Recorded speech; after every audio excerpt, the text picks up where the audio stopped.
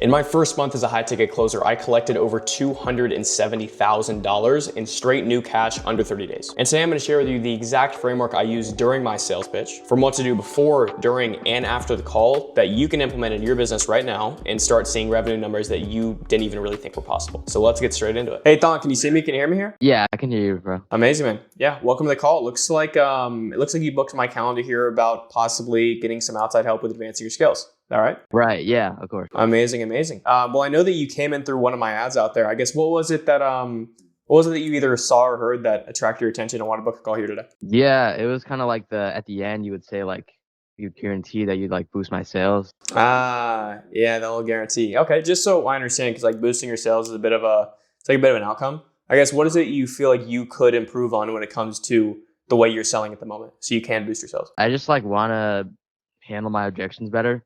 I think Really? like you talked in the ad about like pre-handling objections. I don't really know what that means, but Sure. I'm interested about that too. Cool. Yeah, I guess what are you noticing now with the way you're handling or pre-handling objections that makes you feel like you could use some help on it? A lot of people are like really hesitant at the end. I think Really? they just really just getting like random objections that just don't make sense. Hold on. So when you say hesitant and like random objections, can you give me an example of that, just so I understand? Like some guy said his Apple Pay was banned, or people have to run to the bank or whatever. Gotcha. I guess what type of script or framework do you use at the moment now that's causing you to get these objections and, sometimes lose sales? I use like Andy Elliott's. I like bought like his little thing. He had like a script on it. I was like, okay, I'll use that one. Interesting. Okay. And how long you use that one for? I've been using it since like I started, so probably since June now, like 6 months. Gotcha. Okay. And you've been getting these objections since 6 months ago, right? Yeah. Okay. Is there a reason you're still doing it that way, even though we've been getting objections for this long? I just really don't know what else better to use. I'm a bit uncomfortable with using other ones. Okay. That's fair. I mean, I should probably ask, like, do you genuinely believe that you and the product or service you have is capable of helping a lot of people? Not really. I don't think Andy Elliott's like a good guy. No, I don't mean like Andy Elliott thing. I mean, like, do you believe that your service that you're selling at the moment can effectively solve your prospects' problems? Oh yeah, no. Of course, yeah. Okay. So then what do you feel that you may be either saying or possibly like not even asking that could be causing your prospects to give you these objections at the end of the call, even though that you can help them out better than anyone else? Sometimes I feel like I'm just trying to sell them, because like sometimes I just feel like I'm reading off a script. Reading off a script? Yeah, and it's really not like natural. How do they react to you, I guess, just like reading off the script? They're just like they don't open up as much. Not opening up. Can you give me an example just so I best understand? Yeah, like yesterday I asked some guy like, what's it doing to them that they're not able to, make enough money? And he just gave me like a 1-sentence answer. Really? And then what happened at the end of that call? Yeah, he told me like his Apple Pay is banned. Oh, really? Random objections. Okay, I guess these like random objections that you don't believe. How often are those happening? I mean, they happen like probably 60% of the time. 50, 60? Yeah. Oh, shoot, man. So I guess what's the rationale of you, acquiring a more advanced skill set, getting a more direct mentorship, rather than just maybe continuing doing the calls the exact same way you've been doing it for the past couple of years, and just maybe like doubling down on the volume and just hoping and praying that you get more closes? Well, I mean, I want the better skill set to like, I don't want to spend a lot of time on calls. Yeah. And then, I just feel like Why not though? Because then it just feel like a regular job.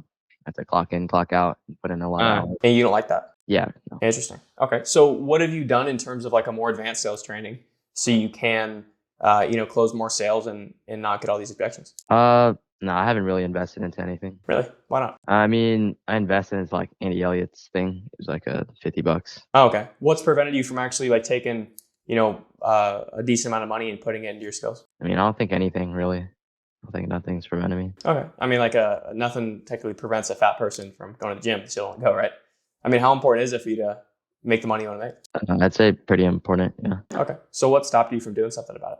You could be real with me. I just felt like I could do it on my own. I appreciate you being transparent with me. Where do you feel like that way of thinking comes from? Yeah, I think when I started, I just bought Andy Elliott stuff. It was okay. And then I felt like I could do it on my own. I was like, I don't know. I haven't really like trusted anyone. Like, okay. See, can I share a perspective regarding that though? I mean, can you see how that way of thinking where you've put off getting advanced training because you feel like you could do it all on your own and that you don't trust anyone, is put you in a position now where we're 2 years in, we're getting objections all the time and we're losing sales that we could have closed. Do you see that? Yeah. Right? Because looking back over the past 2 years, what have you lost because you put this off? I mean, it's been like 6 months, but Looking back over the past 6 months, what have you lost because you've been putting this off? I don't think I've lost anything actually. I think I've like learned from it. Okay. I'm not saying you haven't learned. What have you lost in terms of opportunity cost is my question. Like probably time and money. How much time? How much money? Time, probably a few months, like hours on end. Money, I don't know. I see a lot of people who like come in their third month, they already make like 10K a month, so probably a lot of money too. Yeah. So what if you continue to allow this way of thinking of, hey, I can figure it all out by myself and I don't trust anyone to prevent us from investing into our skills and getting where we know we need to go? I would like not be able to get to my goals. Okay. So my question to you isn't, do you want to go and make money? My question to you is, how committed are you to being the guy you need to be and investing into yourself to getting there and in getting over this way of thinking, essentially? Because you don't have to. Yeah, I'm 100% committed. Yeah. Okay. So what do you feel like you need in terms of a more advanced sales mentorship so you can get to where you want to go? I think I want like coaching. Coaching. How do you mean coaching? Like one-on-one coaching. Okay. Well, with the one-on-one coaching, I guess like what are you looking to be trained on specifically? Like handling objections. Like you said, I don't really know what pre-handling means, but maybe that. How would you want someone to train you though to handle objections? Like what does that actually look like? Yeah, like one-on-one. We run role plays where they like teach me why people are giving me these objections, and yeah. Okay. Anything else? Maybe like a course, like a full-on course about like just the whole call from top to bottom, why like I should ask like the right questions. Okay.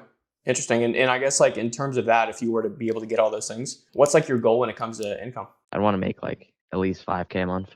Okay. How far are you off from that? I'm at like 2K right now. Oh, come on, man. Is that your humble goal? What do you really want to make? I really want to make like probably like, man, if I could do like 20K a month. I mean, 20K a month. yeah. Big jump, man. Why 20?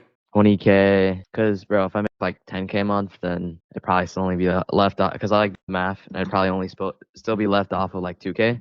So I'd want like 20K so I could like also set aside a lot of money. Okay. I guess like you getting to a point in your life though where you were making 20K a month rather than just a few. How would things be different though in terms of lifestyle and ways of living? I'd be able to like move out of like, my mom's basement. Where you want to go? I'd go to Miami. Really? Why? I see like all these 20-year-olds living their lives. Yeah. What do you want out of that though? Like what do you really want out of being the guy that can go and get this penthouse and making 20K a month? Like to feel like content, not content, but like proud. Because I know I'll still be working there, but like so proud, yeah. Okay, well if proud is how you feel when you get to that point where you're at 20K a month and you're, living in the penthouse, how do you feel now? I feel a little lost, a little stuck. Yeah. Can you describe that for me? Lost and stuck. Just feel like I'm really going nowhere. It's like been a cycle. Okay. How long has that feeling been there? To where you feel like you're just kind of in a cycle? Well, it's really been there for pretty much since I started, right after I started, so like 5 or 4 months. Yeah. It sounds like it's a bit of a hamster wheel. Mm-hmm. Yeah. What do you mean by hamster wheel? I mean, I didn't say, but yeah, it's kind of like a hamster wheel. And you said how long has it been going on for? Like 4 or 5 months now. 4 or 5 months. Okay. It's a decent amount of time, man. You feeling lost for the past 4 or 5 months, what's that doing to you? Just don't feel as good or as happy. Wake up every day, take calls, no shows. Yeah, it just feels like a cycle, man. Okay. So with how you're selling right now at the moment, and you can be early, man, I'm on your team. How close are you to being able to achieve 20K a month and living in Miami and doing all these different things you want to do? I'd say I'm like pretty close. Okay. Can I make a suggestion? Yeah. Well, if you're already, getting better and you're getting close, you probably don't need anybody, right? Just keep on doing what you're doing. Sounds like you solve your own problem. Well, not really. No. Why not? Because, I feel like I'm close. Like, I just need the skill set to get there. Like, I've just been doing it already. I think I have a good offer. Okay. So, it's great you know where you want to go, right? The thing about it is, like, we got to be real with ourselves at the same time. Because if, let's say, a 10 out of 10 for you is going to be 20K a month living in Miami, you're living in your mom's basement, you're making 2K a month. Like, I'm not saying that to offend you. But saying we're pretty close to that life is honestly just like, we're just lying to ourselves. You see what I mean? Yeah. So you can be real with me, man. Again, I'm on your team. Like, truly, how close do you feel like you are changing nothing, selling the exact same way you are now? How close are you to getting to that point? Not too close then. Okay. So there's also the other side of the coin, which is like, what if we don't do anything about it, right? Because, the people who never consider failure are usually people who end up failing. So for you, man, what if you never get to experience this life of living in Miami and making 20K a month and doing all these things you want to do because you continue to think everything's a scam and you continue to think that you can just solve everything else on your own? What happens then? I just wouldn't like that life. I would just probably be regretful. Okay. So, like, what would actually be the consequence of that, though, in terms of real life tangible things? I mean, I just still stay in my mom's basement and not make money. Okay. So, is that life a choice or is that a problem? It's a choice. Mm-hmm. Whose choice? Well, that's fine. Are you willing to settle for that life as a reality? Do you feel like it's possibly time for a change? No, I don't want to settle for that. I want to change, bro. So the investment needed for us to be able to get you to the point where you're living in Miami, making 20K a month is going to be just $8,000. Usually our clients pay that in full. We have other options of breaking it down as well. I guess which one makes more sense with you today? Can I get back to you on that? Sure. What's your concern? Yeah, just like it's a lot of money, man. I just need to check with the finances and see if I have enough because I have like some around and everywhere. No worries, man. People typically don't come to us because they're like rolling in commissions, right? I guess money aside, if that weren't an issue here, do you feel like you would do it? Yeah, I would. Yeah. Why? I think what you have is really good, and you trained a lot of people. Why would you do it? I'd be able to get to 20K a month. Okay. So what we got to ask ourselves, right, is what's riskier? Is it riskier to stay where we are and continue telling ourselves that the money's too tight, we got to check our finances, and just stay in the same place in our mom's basement? Or is it riskier to invest into our skills so you can get to where you want to go faster? Which one's riskier in your mind? Probably just staying in the same place. It's probably riskier. Okay. It's probably riskier or it's definitely? No, definitely, yeah. Okay. So you not having the money right now, do you feel like that's a problem or is that a symptom of the problem? I think that's a symptom of the problem, yeah. Do you know why? No. Well, how do you make money? Not selling So if you had the skill set, you would have what? more money. Right. Now I can help you out with the investment in terms of splitting it up and making it more digestible. But in terms of you being the guy you need to be to get where you want to go, that's going to be up to you. Right? Is that something you're committed to? Yeah, I'm committed to that, yeah. Okay. So just be real with me. Is this like uncertainty around the investment or is it that you just don't have it? Yeah, man, I don't know if I'm ready to fully commit into this. Okay. That's not a worry, man.